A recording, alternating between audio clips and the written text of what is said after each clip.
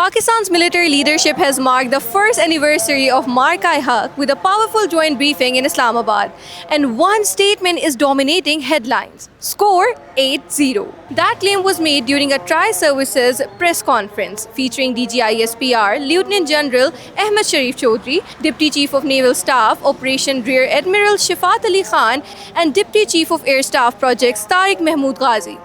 DGISPR congratulated the nation on completing 1 year of Mark-i-Haq and referring to the Pahalgam attack in 2025, he questioned the absence of evidence. He accused India of building a false narrative against Pakistan through the false flag operations and claimed that India's terrorism drama had now collapsed permanently. He also took a sharp swipe at India during the briefing, saying that Pakistan and Field Marshal Asim Munir now appear in the dreams of Indians day and night.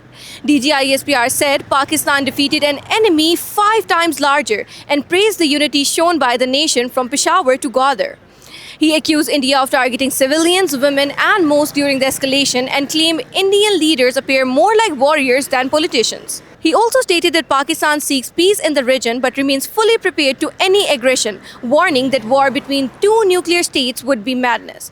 He also mocked sections of Indian media for spreading misinformation during the conflict. He added that operations against Fitna al-Kharij and Fitna al-Hindustan are continuing, claiming over 1,800 terrorists have been targeted under Operation Ghazab lil-Haq. He also announced a grand Independence Day parade on August 14. Speaking on naval operations, Rear Admiral Shafat Ali Khan said India attempted to deploy its naval fleet during Mark-i-Haq but did not dare to challenge Pakistan's water.